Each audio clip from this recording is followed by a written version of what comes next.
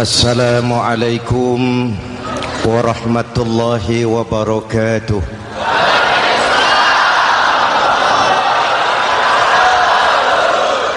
Alhamdulillahillazi ja'ala Ramadhana syahra siyami lil mu'minin.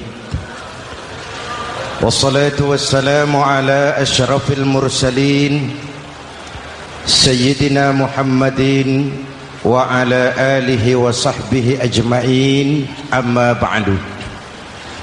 Para ulama yang saya muliakan, para pejabat baik sipil maupun militer yang saya hormati, alhamdulillah malam ini atas izin Allah, mudah-mudahan yang kita laksanakan ini merupakan bagian dari amal ibadah kita di bulan suci Ramadan ini. Hadirin, reformasi terbesar adalah reformasi yang dilakukan oleh baginda Nabi besar Muhammad sallallahu alaihi wasallam.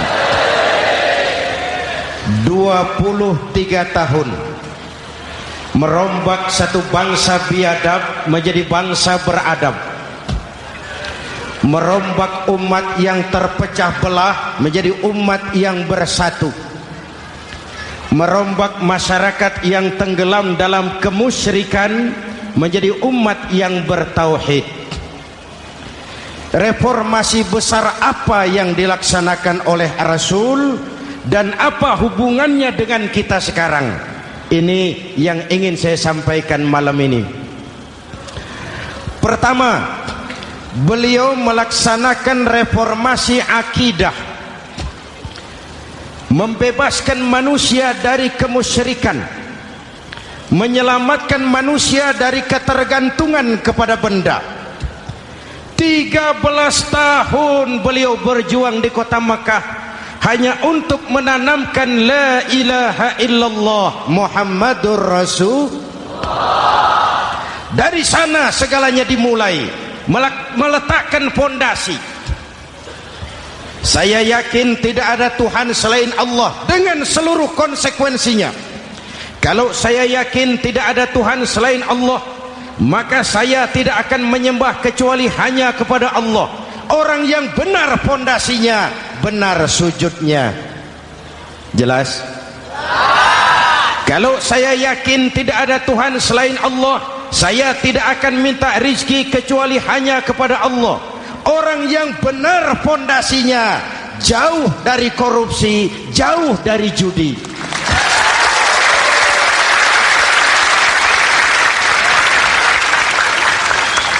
Kalau saya yakin tidak ada Tuhan selain Allah, saya tidak akan menggantungkan hidup kecuali hanya kepada Allah.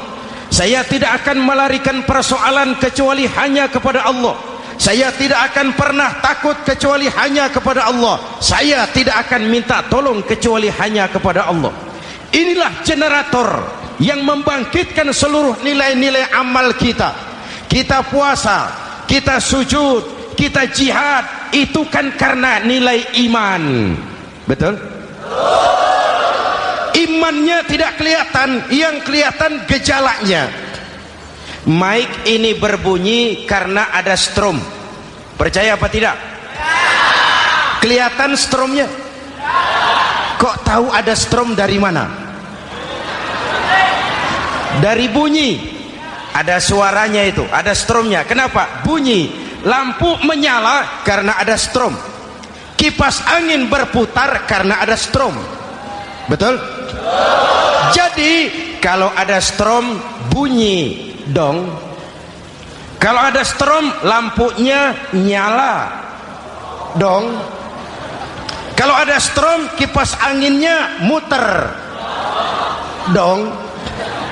Artinya apa? Kalau ada iman sujud dong. Kalau ada iman jihad. Udah dang dong.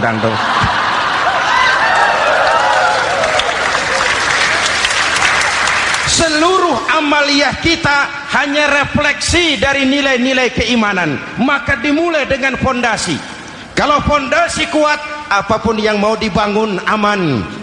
Kalau fondasi rapuh, apa yang mau dibangun di atas fondasi yang rapuh. Karena itu, dengan tabligh akbar ini, pesan pertama saya, mari jaga nilai-nilai iman kita.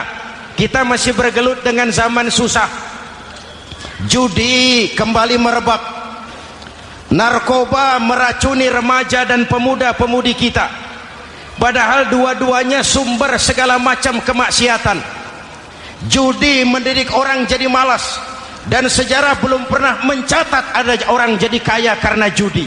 Yang bangkrut, yang kere, yang melarat banyak.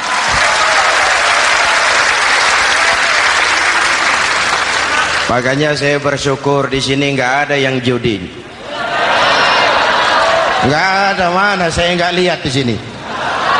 Entahlah kalau di luar sini.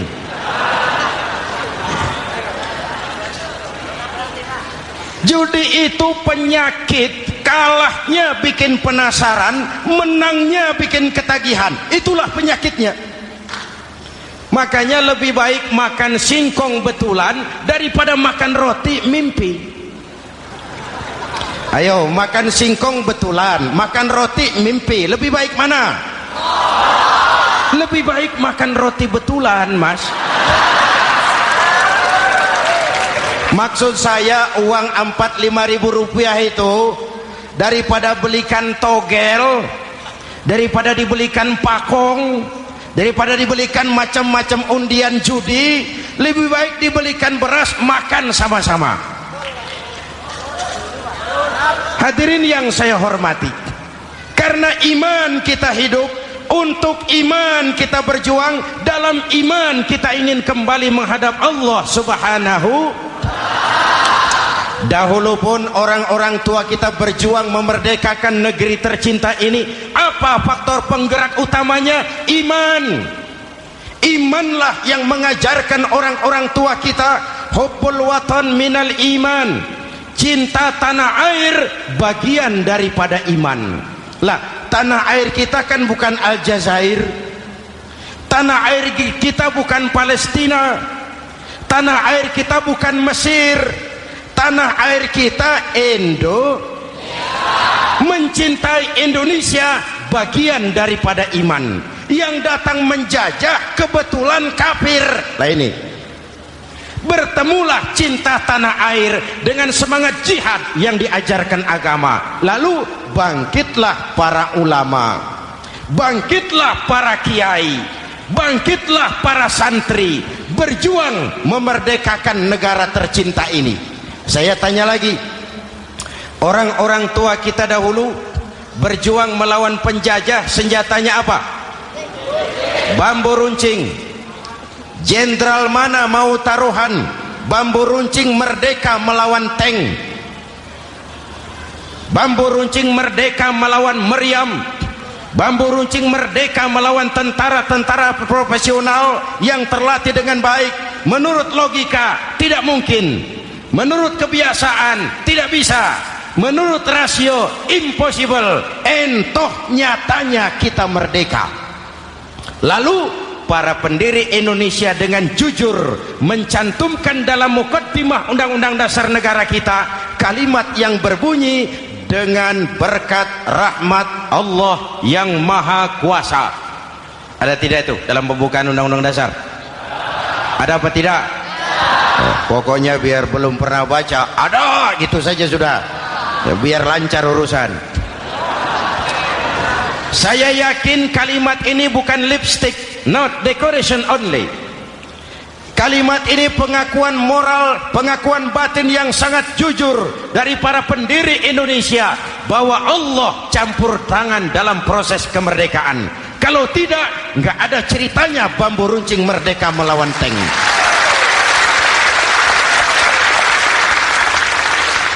Kalau dulu iman untuk merebut kemerdekaan, sekarang iman untuk mengisi kemerdekaan. Betul? Betul? Karena itu jaga nilai-nilai iman, jangan tidur. kita sudah berhasil melaksanakan pemilu, sidang umum MPR sudah digelar, pemerintahan baru sudah terbentuk. Itu kita pilih bersama, kita dukung bersama. Mendukung itu tidak harus selalu iya, kula nuwun sumuhun dawuh kumaha juragan wae oke bos. Mendukung tidak harus selalu iya, mendukung juga memberikan saran, kritik, perbaikan. Kenapa? Di mana-mana di dunia ini kekuasaan cenderung mau menang sendiri, kekuasaan cenderung untuk korup.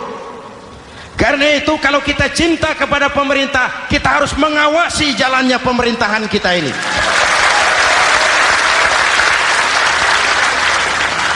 Pengalaman ketika Orde Baru berdiri, kita percaya, kita serahkan penuh, lalu kita tidur. Akhirnya kita jadi susah sendiri. Betul? Umat Islam tidak boleh jatuh dua kali di tempat yang sama. Hari ini lewat sini jatuh wajar, belum tahu barangkali. Besok lewat sini lagi jatuh lagi, goblok tenan. Masa jatuh dua kali di tempat yang sama itu bagaimana? Hadirin yang saya hormati, nilai-nilai iman, intan paling mahal, mutiara paling berharga, tidak lain nilai iman. Imanlah yang menyebabkan kita gembira menyambut datangnya Ramadan, menyingsingkan lengan baju, menghamparkan sajadah, melakukan pendekatan yang intens kepada Allah. Kenapa? Kita mengerti nilai Ramadan. Tempo hari saya berikan contoh. Di tangan kanan saudara ada berlian, harganya 50 juta. Di tangan kiri saudara ada rumput seikat. Berlian dan rumput ini taruh di depan kambing. Kira-kira mana yang diambil kambing? Rumput, dasar kambing. Kambing tidak ngerti nilai berlian. Padahal kalau kambing sedikit mau pakai otak. Kalau berlian yang saya ambil, kata kambing, lalu saya bawa ke pasar, kemudian saya jual, harganya 30 juta, lalu dibelikan rumput, dapat rumput sekabupaten. Tapi kambing tidak ngerti nilai berlian. Yang kambing tahu cuma rumput. Kenapa? Hidup kambing cuma melayani perut. Maka kata Imam Ali karramallahu wajhah, orang yang hidupnya hanya untuk melayani perut,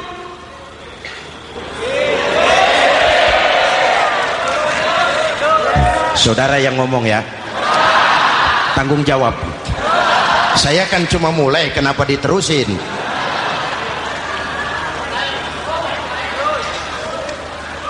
Hadirin yang saya hormati, jaga iman baik-baik, wariskan kepada anak-anak kita. Mereka harapan kita semua. Mereka masa depan Indonesia. Akan bagaimana Republik Indonesia, bahkan akan bagaimana Islam di Republik Indonesia 20, 30, 40 tahun yang akan datang. Anak-anak kitalah jawabannya.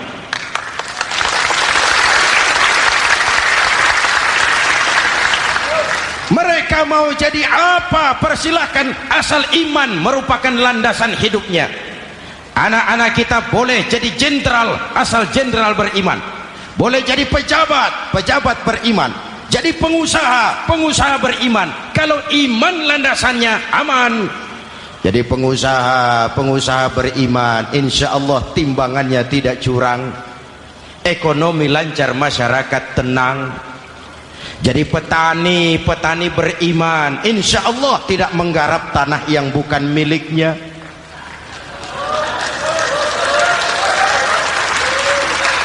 Jadi pejabat, pejabat beriman, insya Allah korupsinya sedikit.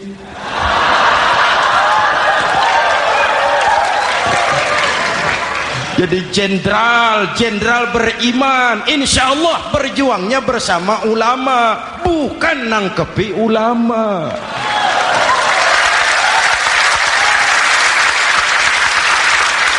Jadi teknokrat, teknokrat beriman, jadi pengusaha, pengusaha beriman, jadi seniman, seniman beriman, jadi maling. Nggak ada, mana ada maling beriman. iman landasannya, insya Allah aman. Ini yang pertama. Yang kedua, baginda Nabi melaksanakan reformasi sosial. Berupa apa? Membebaskan manusia dari ras diskriminasi, mengikat manusia dengan tali akidah. Diciptakan kita dari laki-laki dan perempuan, dijadikan kita bersuku-suku dan berbangsa-bangsa. Bahkan Quran memulai dengan kalimat syu'ub, wa ja'alnakum syu'uban wa qabaila. Kami jadikan kamu berbangsa-bangsa dan bersuku-suku agar kamu saling mengenal satu dengan yang lain. Saya ingin mengulangi imbauan saya, mari kita tingkatkan kerukunan. 3 macam kerukunan. Pertama, rukun antar umat seagama. Sesama muslim harus rukun. Ya Pak? Ya Bu?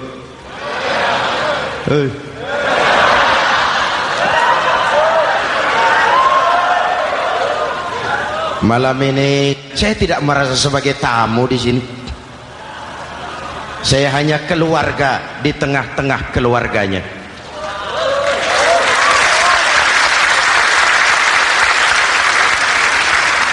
Di sepanjang Jawa kah saya, ke Sumatera kah saya, ke Kalimantan saya, ke Sulawesi saya, ke Irian Jaya saya, kemana saja saya pergi, di mana saja saya berada, saya hanya keluarga di tengah keluarganya.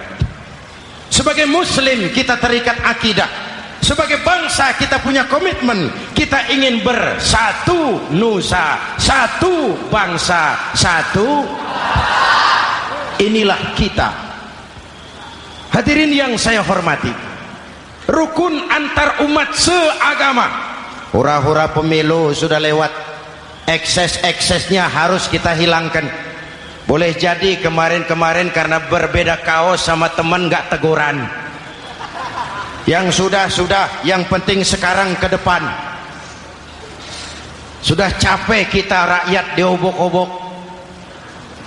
Sudah datang saatnya kita meluruskan saf, merapatkan barisan, menggalang semangat kebersamaan.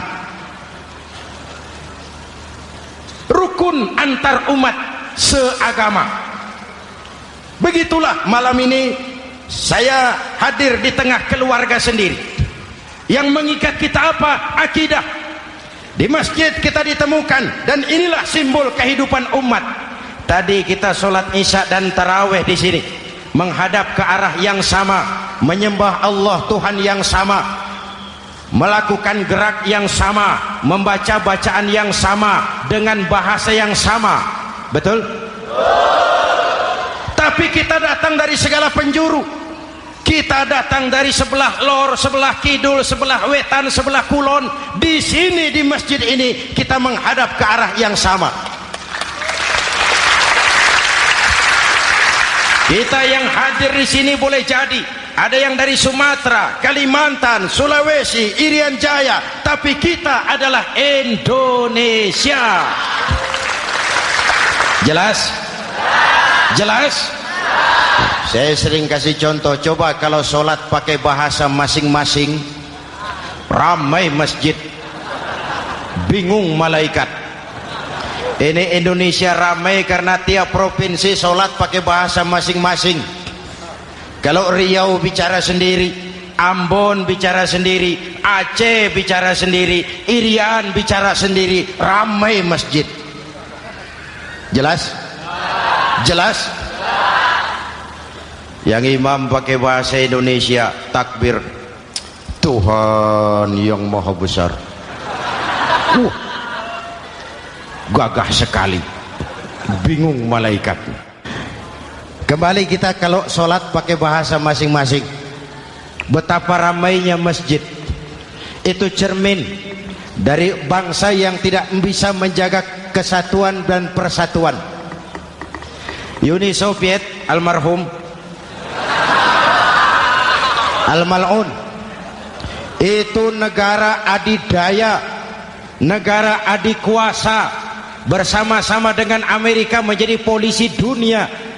Tetapi kemudian dihantam oleh glasnost yang kebablasan, Gorbachev terpental, Soviet pecah jadi negara kecil berkeping-keping. mimpi mengembalikan Soviet seperti dulu. Begitulah kalau kita biarkan benih-benih disintegrasi ini terus berkembang, tidak ada lem perekat, maka kita akan pecah berkeping-keping dan kita akan jadi satu bangsa yang kecil. Oleh karena itu, yang pertama, jaga kerukunan antar umat seagama. Berbeda pendapat boleh, berpecah belah jangan. Berbeda partai oke, tapi berbeda dalam wawasan bernegara jangan. Jujur saja, saya kemarin musim pemilu itu sudah agak pesimis melihat, batin saya menjerit, ya Allah, kenapa umat jadi begini? Kenapa umat harus terkotak-kotak?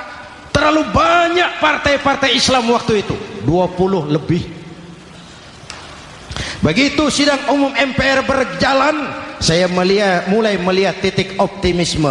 Ada yang mengkristal, di mana orang tidak lagi melihat partainya, tetapi melihat nilai-nilai imannya. Itulah yang memang utama buat kita.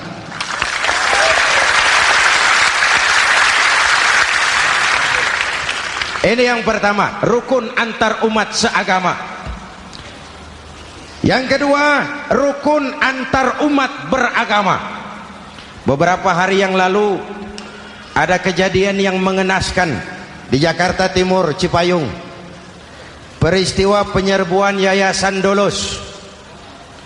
Hadirin yang saya hormati, kita tentu menyesalkan kejadian itu. Kita tidak bisa menyetujui tindakan main hakim sendiri. Kita berharap pemerintah bukan hanya bisa menangkap pelakunya, tapi juga yang tidak kalah pentingnya mengusut akar permasalahannya. Kenapa itu terjadi? Kalau cuma pelakunya yang ditangkap, akar permasalahannya tidak selesai, saya khawatir terulang lagi di tempat lain. Inilah yang terpenting, menjaga kerukunan antar umat beragama, saling menghormati, saling menghargai. Jangan melakukan kamuflase, jangan melakukan tindakan-tindakan yang rawan dan peka. Misalnya umat Islam membangun masjid di tengah perkampungan orang Kristen, padahal tidak ada Islamnya di situ. Itu bisa menimbulkan kerawanan. Atau sebaliknya, membangun gereja di tengah perkampungan umat Islam yang tidak ada Kristennya di situ. Atau sebaliknya, mereknya kegiatan sosial, mereknya kegiatan kemanusiaan, tapi isinya penyebaran agama kepada orang yang sudah beragama. Itu pun bisa menimbulkan kerawanan. Jelas? Maka yang besar jangan mau menang sendiri, yang kecil harus tahu diri. Jelas? Mari saling menghormati, mari saling menghargai dalam batas lakum dinukum. Menangkap pelakunya penting, mengusut akar permasalahannya itu pun tidak kurang pentingnya. Hadirin yang saya hormati, Islam agama toleran, baik dari prinsip ajarannya maupun dari sikap umatnya. Islam agama yang rahmatan lil alamin. Kita punya kewajiban untuk membuktikan bahwa Islam bukan merupakan ancaman. Islam adalah alternatif. Islam adalah solusi. Islam bukan ancaman. Yang hadir di sini bukan perusuh, bukan umat biang kerok. Ini umat yang cinta damai.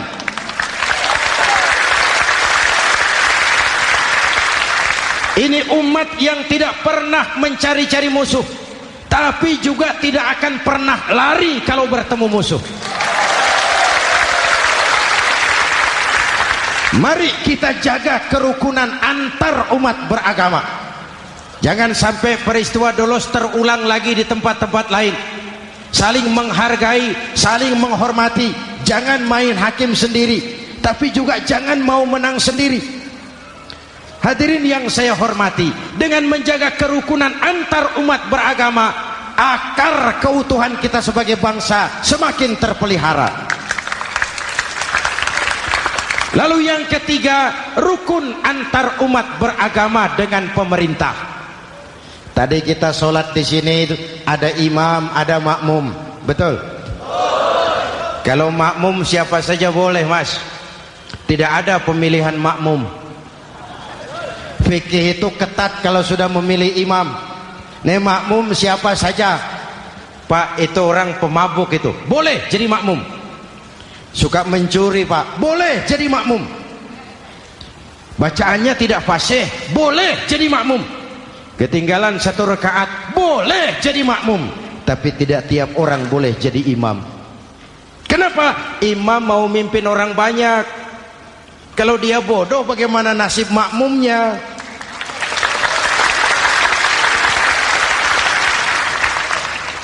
Ada karikatur di Medan, pernah kejadian anak kecil disuruh sholat sama ibunya.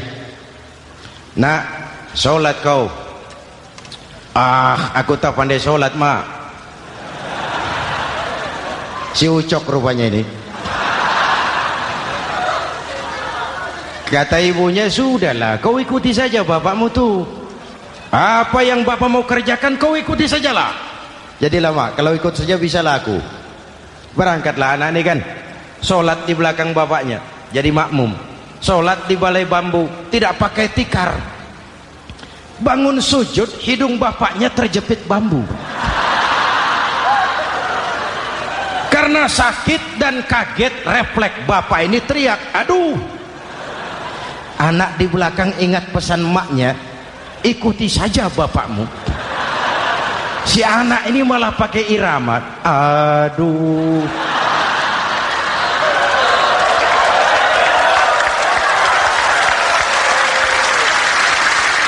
Lah, ada yang lebih gendeng lagi. Mendengar anaknya mengaduh, bapaknya menoleh ke belakang. Kata bapaknya, kau kejepit juga, Cok, katanya. Sholat jadi ngobrol. Kalau makmum dan imam sama bodohnya, rusak sholat ini.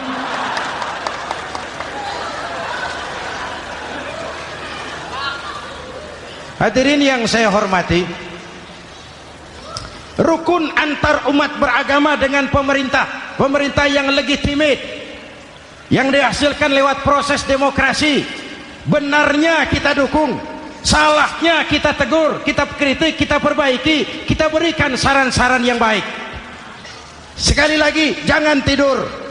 Sudah lewat masanya. Kemarin-kemarin kita menghadapi satu masa yang penuh krusial. Sudah datang saatnya kita bersama-sama bahu-membahu mengatasi kesulitan besar yang tengah kita hadapi sekarang ini. Dengan 3 kerukunan ini, insya Allah keutuhan kita sebagai bangsa akan lebih terpelihara. Ini reformasi kedua. Dalam konteks kita sekarang, menjaga semangat kebersamaan. Saya sering mempopulerkan di masyarakat kita, umat Islam bangsa Indonesia seperti 5 jari ini. Kalau kompak, apa yang tidak terpegang. Tapi kalau berpecah belah, apa yang mau dipegang? Yang ini namanya ibu jari. Umaro ini, pemerintah. Kerja apa saja kalau sudah diginikan pemerintah, lumayan. Diginikan kiamat, Mas. Legalitas. Umaro. Yang ini telunjuk, alat untuk menunjuk. Ini orang yang punya uang, orang kaya, para pengusaha, investor. Kita perlu untuk memulihkan roda perekonomian kita. Di mana-mana kalau orang sugih nunjuk, lancar urusan, Pak. Coba kita yang melarat nunjuk-nunjuk ini, nggak laku, Pak. Makanya kata orang, serba salah jadi orang susah, tapi lebih susah jadi orang serba salah. Serba salah jadi orang susah, tapi lebih susah jadi orang serba salah. Telunjuk. Yang ini jari tengah lah ini, di tengah dia, ke kanan tidak, ke kiri tidak. milik semua golongan ini, netral. Siapa ini? TNI. Siapa ini? Cendekiawan. Siapa ini? Ulama idealnya itu. Milik semua, tidak kemana-mana tapi ada di mana-mana. Nggak bisa diajak suitan ini. Nggak ada anak-anak main kelereng suitnya begitu, itu nggak ada.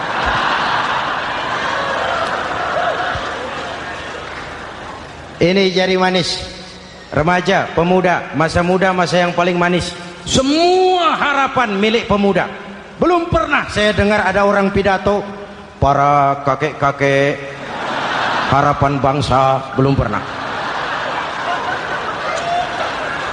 Mesti kalau sudah harapan umat, pemuda, harapan negara, pemuda, harapan agama, pemuda, harapan bangsa, pemuda, harapan pemudi. Jari manis. Yang ini kelingking, jari paling kecil ini. Ini kaum wanita ini. Perempuan. Kecil tapi mantap. Masya Allah. Ini ibu jari ini besar ini. Sweet ketemu kelingking, kalah ibu jari ini. Di mana-mana kekuasaan sering kalah sama perempuan. Siapa yang mendorong-dorong Nabi Adam memetik pohon buah khuldi? Kelingking. Kelingking. Kelingking. Julius Caesar tunduk kepada Cleopatra. Siapa Cleopatra? Kelingking. Napoleon, singa daratan Eropa, the lion of Europe, luas kekuasaannya, hebat tentaranya, bertekuk lutut di bawah kaki Margaret Josephine. Kelingking. Hadirin yang saya hormati, kalau 5 pilar ini bersatu, ringan sama dijinjing, berat sama dipikul, kita akan jadi satu bangsa yang kuat. Jelas? Jelas? Dengan Ramadan, dengan tabligh akbar malam ini, mari kita jaga semangat kebersamaan. Saya selalu mengingatkan, sekarang lebih banyak tukang kompor daripada tukang lem. Lebih banyak tukang kompor daripada tukang lem. Hangati sana, sulut sini, bakar sana, panasi sini, terbakar kita, dia lari tepuk tangan, dan kita yang rugi. Jelas? Jelas? Ini hal yang kedua. Reformasi sosial mengikat manusia dengan tali akidah, mempersaudarakan manusia dari manapun orang datang, apapun warna kulitnya, dari suku apapun ia dilahirkan, kalau akidahnya sama, itulah saudara kita.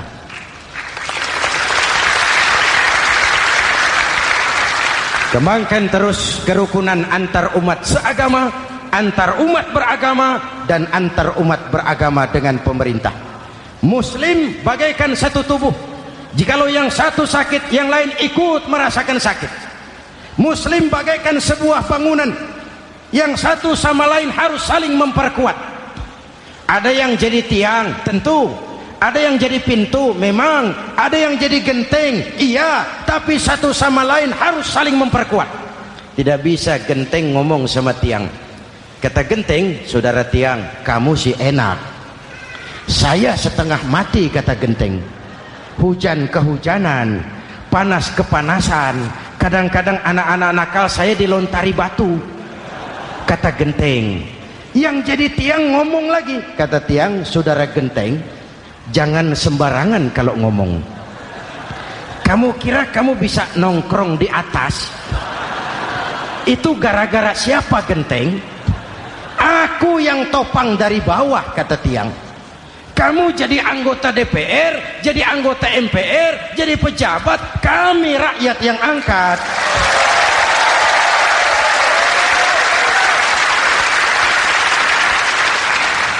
Jangan waktu di bawah rajin ngamalkan ayat kursi, dapat kursi lupa sama ayat.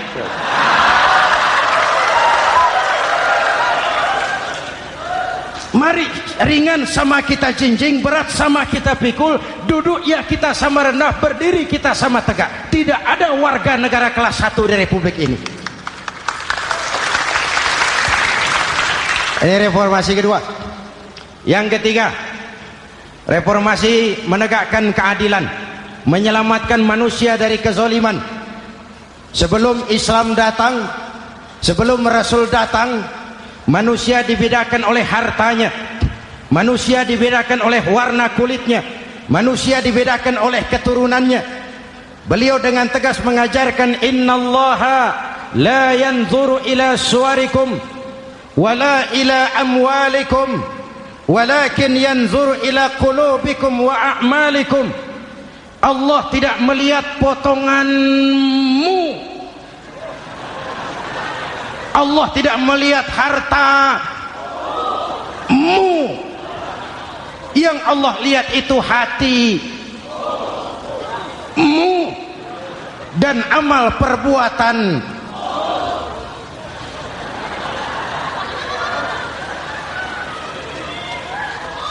Perjuangan menegakkan keadilan. Hadirin yang saya hormati, itulah yang menyebabkan reformasi kita menggelinding, menuntut keadilan, baik keadilan di bidang politik, keadilan di bidang ekonomi, keadilan di bidang hukum. Nabi pernah mengingatkan, hakim, kata Nabi, itu ada 3 macam. Al-qudatu salasatun. Hakim ada 3 macam. 1 di surga, 2 di neraka. Hadirin yang saya hormati, siapa yang hakim ke surga itu? Ada hakim yang tahu tentang kebenaran, lalu siap melaksanakan kebenaran itu, menghukum dengan kebenaran apapun resikonya, walaupun dimusuhi atasannya, walaupun bertentangan dengan nuraninya, karena itu orang yang dia sukai, tapi dia tetap melaksanakan hukum. Hakim yang mengerti tentang kebenaran sesuatu lalu melaksanakan hukum dengan kebenaran itu yang akan sampai ke surga.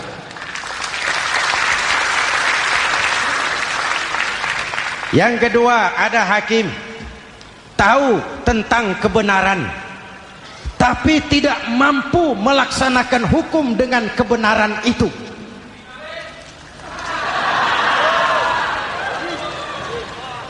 Tahu sesuatu itu benar tetapi tidak punya nurani untuk membela kebenaran, mengetahui kebenaran tapi tidak berdaya untuk memperjuangkan kebenaran. Akhirnya hukum dikebiri, yang salah jadi benar, yang benar jadi salah.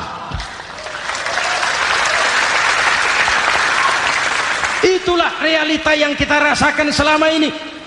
Yang baca Quran dengan suara merdu dapat piala, yang mengamalkan Quran dengan konsekuen dapat penjara,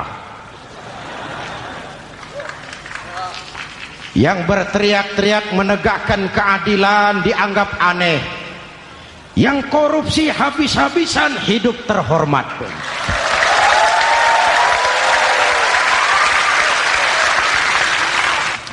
Jadi yang kedua tadi hakim yang tahu kebenaran tetapi tidak mampu melaksanakan hukum sesuai dengan kebenaran, diperkosanya kebenaran, ditekannya hati nuraninya, sehingga ini yang mengakibatkan terlukanya perasaan keadilan.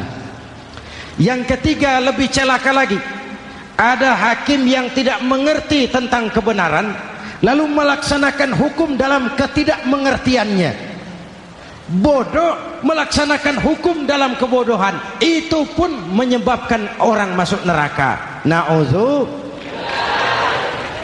Hadirin yang saya hormati, reformasi yang dilaksanakan Rasul berjuang menegakkan keadilan setelah membebaskan manusia dari ras diskriminasi. An-nas kulluhum li Adam wa Adam min turab, la fadla li arabiyyin ala ajamiyyin illa bitaqwa. Seluruh manusia berasal dari Adam, Adam diciptakan dari tanah, dan tidak ada kelebihan Arab dengan yang bukan Arab kecuali dengan takwanya. Nah, saya masih ingat sebuah cerita. Mau dengar? Mau dengar? Pada waktu Umar bin Khattab radhiyallahu anhu menjadi khalifah, menjadi Amirul Mukminin, itu yang jadi gubernur di Mesir adalah Amr bin As. Satu saat Amr bin As ingin mendirikan masjid, tapi tanah lokasi masjid itu milik orang Yahudi, ada gubuk di situ. Dipanggil Yahudi ini oleh Amr bin As. Saudara Yahudi, iya. Itu rumahmu ya? Iya. Sudah tahu belum? Belum. Ya memang saya belum kasih tahu. Begini, kamu bangun sembarangan saja, rumahmu kena jalur hijau itu. Lalu saya mau bangun masjid di situ. Ya tapi ada rumah saya, Pak. Sudahlah, rumahmu saya bayar, saya beli. Enggak mau, Pak. Rumah saya cuma itu-itunya. Saya bayar 2 kali lipat. Enggak mau, Pak. Enggak mau. Sudahlah, saya ganti rugi. Ya, enggak mau, Pak. Namanya juga ganti rugi, Pak. Biar digantikan tetap rugi. Mangkel Amr bin As ini wong cilik kok bertingkah amat. Si amat aja enggak bertingkah. Panggil Kamtib. Hei, gusur. Ditarik rumah Yahudi ini, ambrol.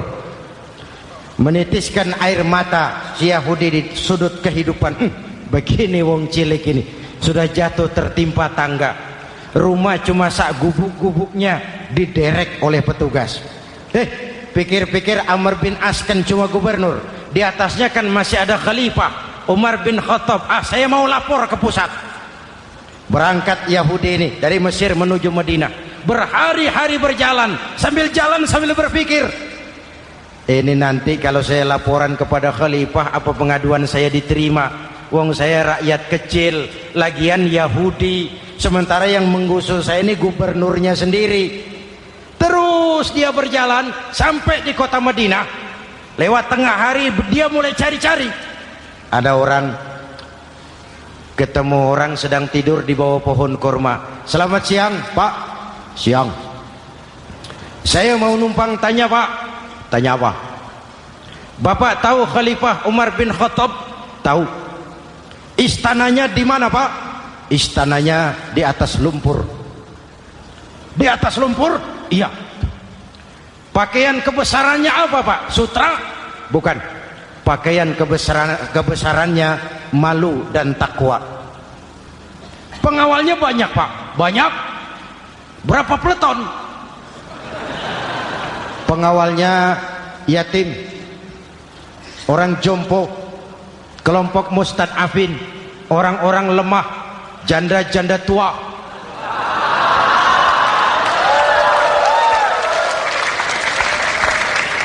Itu pengawalnya.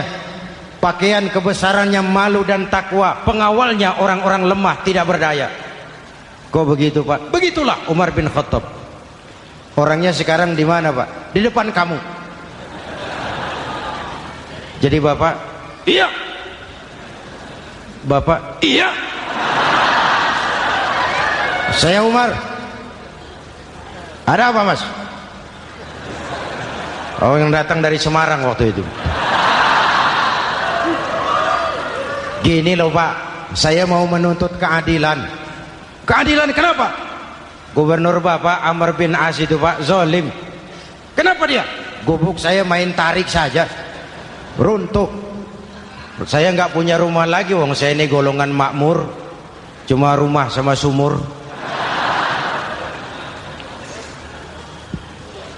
Lalu untuk apa? Katanya dia mau bangun masjid di situ, Pak. Dipaksanya rumah kamu ditarik sampai runtuh. Iya. Yahudi? Ya, Pak. Itu ada tempat sampah ya. Betul, Pak. Di situ banyak tulang unta. Coba kau cari satu tulang unta bawa ke sini. Bingung Yahudi. Pak, saya jauh-jauh dari Mesir ke sini ini mau cari keadilan. Kalau tulang unta di Mesir juga banyak, Pak. Sudahlah, kau ambil saja tulang itu.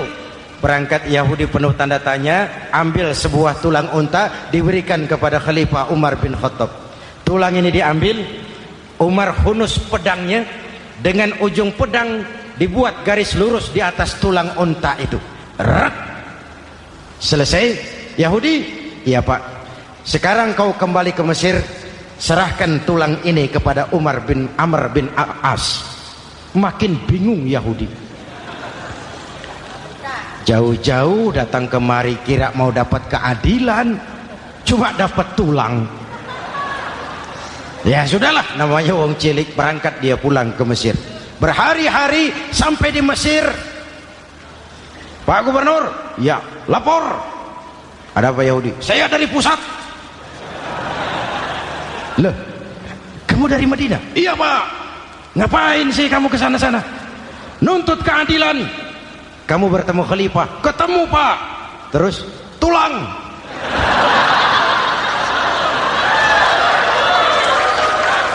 Ini loh Pak, salam dari beliau, tulang. Apa maksudnya? Aku nggak ngerti lah itu Pak. Yes, go Rene.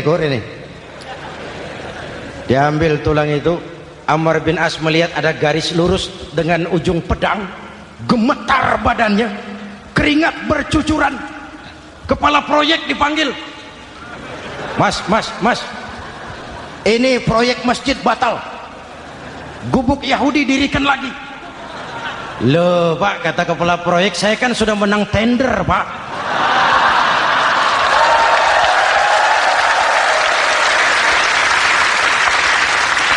Wes, nggak ada urusan, sampean mau menang mau kalah tender, proyek batal. Itu gubuknya Yahudi dirikan lagi. Yahudi makin bingung. Ada gubernur dapat tulang gemeter. Pak Gob, ya, sebenarnya apa yang terjadi? Apa-apa? Kamu sedikit-sedikit main pusat.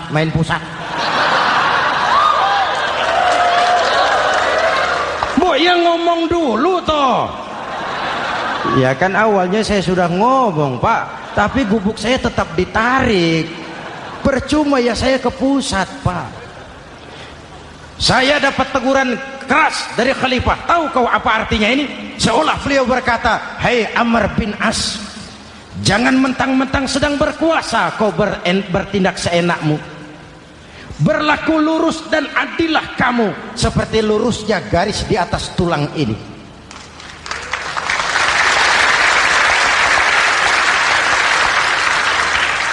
Kalau kau tidak lurus, kalau kau tidak berlaku adil, aku yang akan meluruskanmu dengan pedangku. Itu bahasa simbolik. Siapa yang gak gemeter? Kamu. Pusat. Wedus. Ya ini nek coro kita. Oh Pak, kalau begitu Islam adil ya Pak? Adil. Jadi saya menang Pak? Menang kamu. Padahal saya Yahudi. Tapi menang ya? Menang. Pak sudahlah kalau begitu Pak. Bagaimana? Itu gubuk saya ambil saja Pak. Tanah-tanahnya sak gubuk-gubuknya Bapak ambil. Silahkan kalau mau dibangun masjid. Tidak cuma sekedar itu Pak. Mulai hari ini Bapak dengarkan, asyhadu an la ilaha illallah wa asyhadu anna muhammadar rasulullah.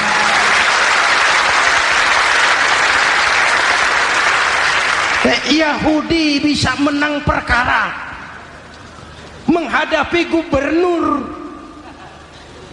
Kalau ini terjadi di Indonesia,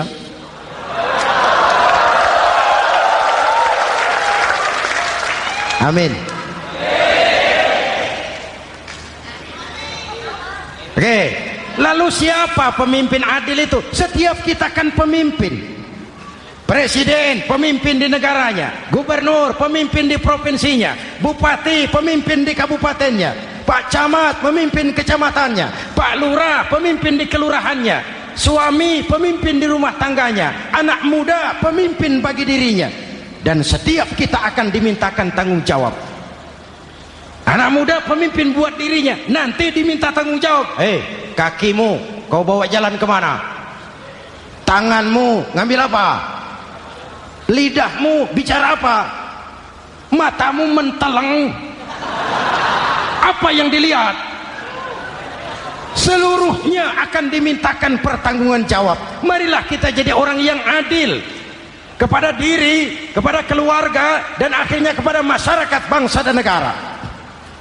Hadirin yang saya hormati, satu ayat yang sering dibaca pada akhir khutbah khatib Jumat, innallaha ya'muru bil adli wal ihsan. Allah memerintahkan kamu berlaku adil dan berbuat ihsan. Tidak sekadar adil tapi ihsan. Ihsan nilainya lebih tinggi dari adil. Contoh, nak, tolong taruh telur itu di pinggir meja. Anak yang adil apa adanya, ditaruh telur di pinggir meja. Anak yang ihsan lain.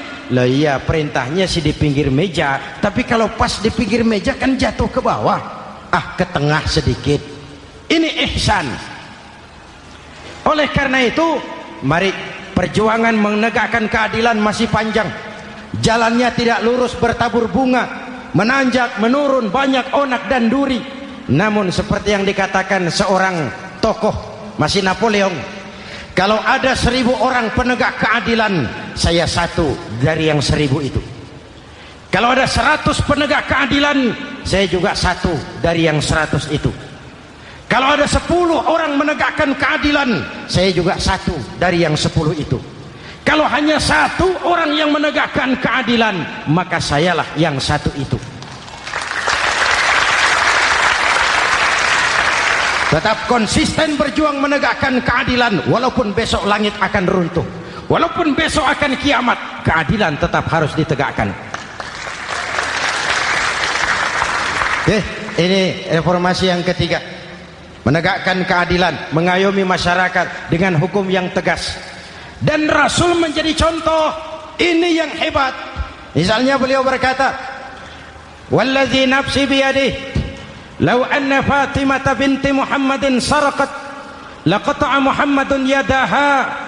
Demi Allah, andai kata Fatimah putri Muhammad mencuri, jangan orang lain, Muhammad sendiri yang akan memotong tangannya. Hukum berwibawa, masyarakat terlindungi. Kenapa? Nabi jadi contoh. Jelas? Beliau mengajarkan orang beramal. Kepada putrinya beliau mengatakan apa? I'mali ya Fatimah, i'mali fa inni la ughni anki minallahi syai'a. Fatimah, beramal kau. Fatimah, beramal kau. Fatimah, solat kau. Fatimah, puasa kau. Fatimah, zakat kau. Fatimah, haji kau.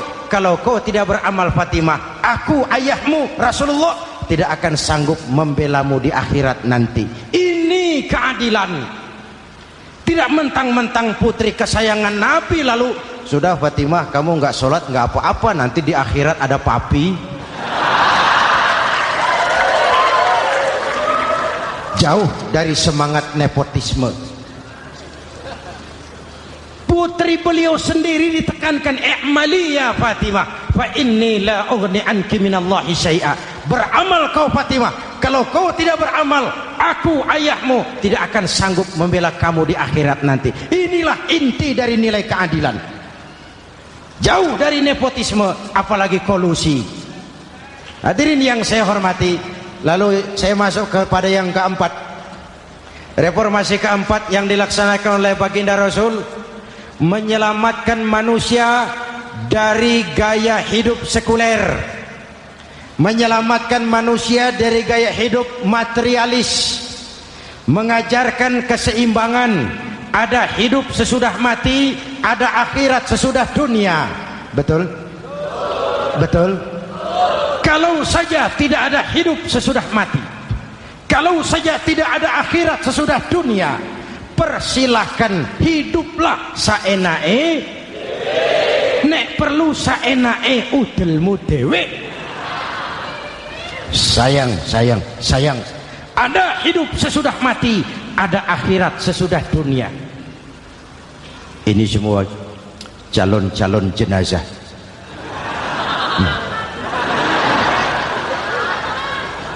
calon lurah belum tentu jadi lurah, calon gubernur yang antri panjang, calon menteri mimpi, calon jenazah pasti.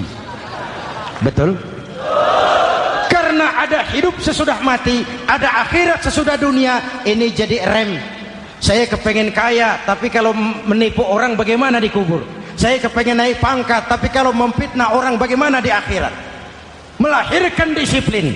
Tujuan keyakinan akhirat mewarnai cara kita hidup di dunia. Hadirin, mari kita berdoa. Semoga semua yang hadir di sini dikuatkan iman dan Islam, dikokohkan kesatuan dan persatuan, dimurahkan rezeki untuk meningkatkan ibadah. Al-Fatihah. Bismillahirrahmanirrahim. Alhamdulillahirabbil alamin. Arrahmanirrahim. Maliki yaumiddin. Iyyaka na'budu wa iyyaka nasta'in. Ihdinas siratal mustaqim. Siratal ladzina an'amta 'alaihim ghairil maghdubi 'alaihim waladdallin. Amin. Nanti di akhir doa sama-sama kita kumandangkan kalimat tauhid. Bismillahirrahmanirrahim. Amin. Alhamdulillahirabbil alamin. Allahumma salli wa sallim mubarik ala sayyidina Muhammadin wa ala alihi wa sahbihi ajma'in. Allahumma rabbana taqabbal minna salatana wa siyamana wa qiyamana wa takhashu'ana wa ta'abbudana wa tammim taksirana ya arhamar rahimin.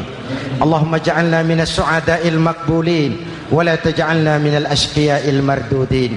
Ya Allah, dengan sepenuh perasaan dan pengharapan, dengan segala kerendahan dan kelemahan, kami bermohon kehadirat-Mu. Tautkan hati kami bangsa Indonesia, satukan langkah kami untuk menata hari esok yang lebih baik. Karuniakan kami pemimpin-pemimpin yang takut kepadamu dan sayang kepada kami. Berikan mereka kekuatan zahir dan batin untuk membawa kami rakyat dan bangsa Indonesia keluar dari kesulitan besar ini menuju masyarakat yang adil dalam kemakmuran dan makmur dalam keadilan di bawah naungan ridha-Mu. Ya Allah, selamatkan kami dari perpecahan, selamatkan kami dari pertikaian, selamatkan kami dari bahaya kemunkaran dan kezaliman. Rabbana hab lana min azwajina wa dhurriyyatina qurrata a'yun waj'alna lil muttaqina imama. Afdalu ma qultuhu ana wan nabiyyuna min qabli. La ilaha illallah.